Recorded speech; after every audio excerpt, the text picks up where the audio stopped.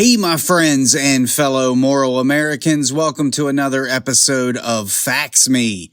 I am your host, Stephen Lancaster, and today we're diving into something most people never even stop to question. This is really interesting, and this is an episode that I've wanted to do for quite some time. This is something I have been putting out there and telling my friends and family for decades, that the way things are worded is what ultimately decides how you feel about something. And it's a very simple technique, and we have seen our politicians master it. But today, we are talking about the language, our language, and the power of words. You are controlled by words every day.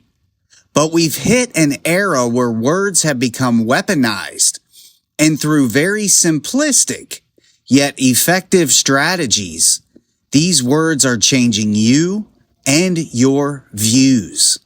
Only you don't even realize it. This isn't just how we speak, but how words are being used against us. Because believe it or not, the biggest war being fought in America right now isn't with guns or tanks. It's being fought with words. Many of us have heard the pen is mightier than the sword. And right now, that pen or keyboard is being used to manipulate thought, silence dissent, and redefine truth. So today, we're talking about the weaponization of language. How words that once united us are now being twisted to divide us, and how controlling definitions has become the modern day form of control. So let's start with the power of words. And I really want you to sit back and listen to all of this and think about all of this and think about how these things have affected you. So let's start with something simple but very powerful. Words shape reality. If I call you a patriot, it paints one picture. If I call you a radical nationalist, it paints another, even if you believe the exact same things. That's how subtle this game has become. So think about it. Over the past decade, we've watched certain words shift meaning right in front of our eyes. Freedom used to mean independence. Now it's called selfishness. Truth used to mean fact. Now it's your truth, or even worse, your opinion. I have been saying this for years, that especially within the liberal and extreme left parties, they have confused their feelings or personal opinion as fact. So let's continue. Tolerance used to mean respect. Now it means agreement. And if you don't agree, you're labeled racist, bigot, extremist. Once you control the words, you control the debate. If you can make people afraid to use certain language, you can make them afraid to think certain thoughts. It makes me think of George Orwell. He warned us about this in 1984. He called it newspeak, a system of government-approved words designed to make independent thought impossible. Does this sound familiar yet? It's the modern-day newspeak. Let's talk about how this plays out today. Turn on the news. Scroll social media. You'll see the same pattern everywhere. Words are no longer tools of communication. They're tools of control. The media doesn't say illegal immigrant anymore. It's undocumented migrant. Why? Because one word triggers accountability and the other triggers sympathy. An illegal immigrant is a criminal. So the media frames it undocumented migrant. So you're no longer thinking criminal. You don't hear biological male or female anymore. You hear assigned at birth. That single phrase erases the concept of biology and replaces it with opinion. And an opinion is not a fact. Even the word violence has been redefined. Now words are violence. But burning down a building? That's mostly peaceful. Just look at the George Floyd riots. Those were peaceful protests. We've reached a point where people are literally afraid to speak, not because they're wrong, but because the dictionary got rewritten when they weren't looking.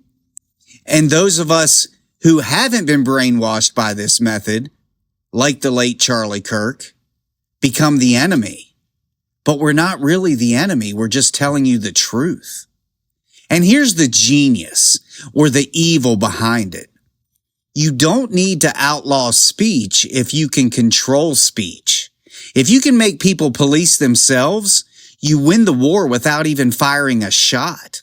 That's not freedom. That's linguistic tyranny. And there is a very deep psychology behind it. So why does it work so well? Because language doesn't just describe reality. It creates it in the human mind. You ever notice how the government or media repeats a phrase enough, it starts to feel true? Safe and effective, mostly peaceful, democracy under threat. Even if those phrases are half-truths, your brain still connects them to emotion, and emotion is stronger than logic. For some of us. Propaganda isn't about lying outright. It's about framing truth in a way that controls what you feel about it. For example, if I say tax relief, you think taxes are bad. If I say public investment, you think spending is good. I literally just said the same thing, I just framed it differently. But the way you felt about it changed. That's how entire populations can be steered without realizing it. And there have been plenty of experiments on this. So I'm going to go even deeper because some of you at this point might be thinking, Stephen, this sounds like conspiracy. Words can't really reprogram the mind. Oh, but they can, and they have, not just in politics, in psychology labs.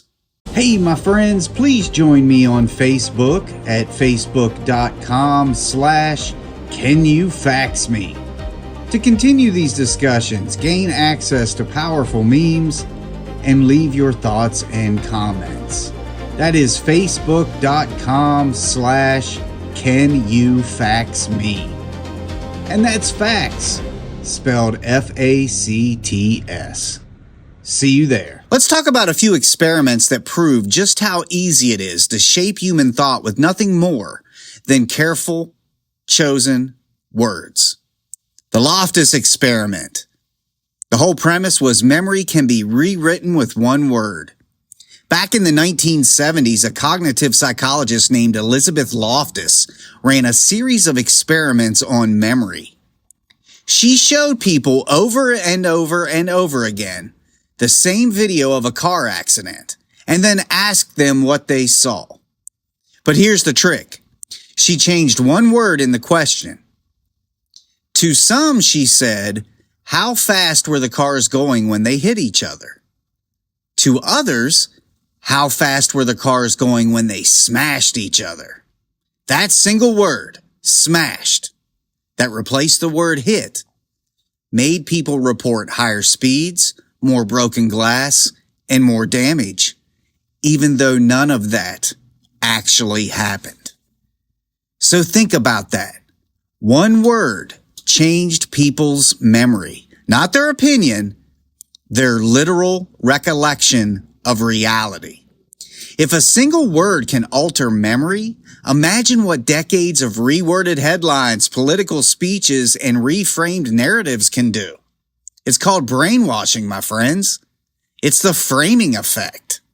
The mind doesn't think in facts, it thinks in frames. If you tell people a medicine has a 90% survival rate, they feel confident about it.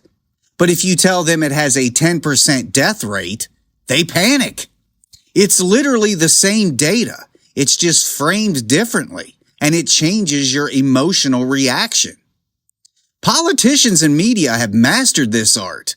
They don't change facts, they change frames, and whoever frames the argument wins the argument. You don't sell control, you sell safety. You don't restrict speech, you fight hate. You don't raise taxes, you ask for fairness. You see the trick? There was a thing called the Milgram connection. It was a formula. Authority plus language equals obedience. So with the Milgram experiment, this was the one where ordinary people were told to give electric shocks to others just because an authority figure said so. That's simple. What most people forget is that it wasn't violence or threats that caused obedience. It was simply language. Simple phrases like, "The experiment requires that you continue." There were no threats, there was no yelling, just a steady repetition of official-sounding words. That calm, trust the science tone. Language made people override their own morality. We see that every day with the pro-choice campaign, the pro-choice advocates. They have reframed what they're actually doing. They're murdering children. They're murdering babies. But it's been reframed to override their own morality. So they don't actually believe that's what they're doing. And that's terrifying because it means if the right words come from the right authority, most people will do anything. So the bottom line here is this. These experiments prove something we all feel in our gut. Words can rewire the human brain. Not metaphorically, literally.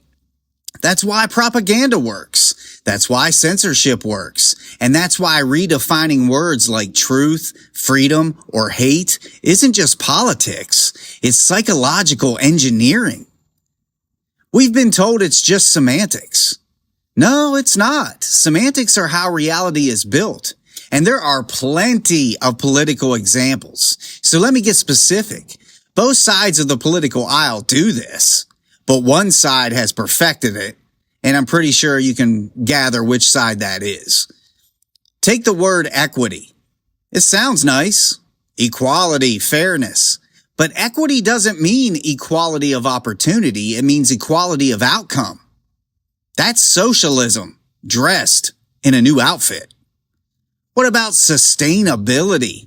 Who doesn't want a sustainable world? But look closer, it's used to justify centralized control over energy, farming, and even personal consumption. And the big bad of them all, misinformation. The one that's become the holy grail of censorship. Because who decides what's misinformation? Usually the people who don't want their narrative changed. Remember when the lab leak theory was misinformation? Now it's mainstream science. Same with Hunter Biden's laptop. Russian disinformation, right? Until it wasn't. This is why language matters. When you control the dictionary, you control the direction of history. And this has moral consequences. Here's the real danger. When language loses meaning, truth dies with it. Once we stop agreeing on what words mean, man, woman, freedom, justice, we stop being able to have honest debates. We stop reasoning. We stop feeling. And emotion without reason leads to chaos. Once we stop agreeing on what words mean, like man or woman, freedom or justice, we stop being able to have honest debates. We stop reasoning and we start feeling. And as I said earlier in this episode, feeling and opinions do not translate as fact.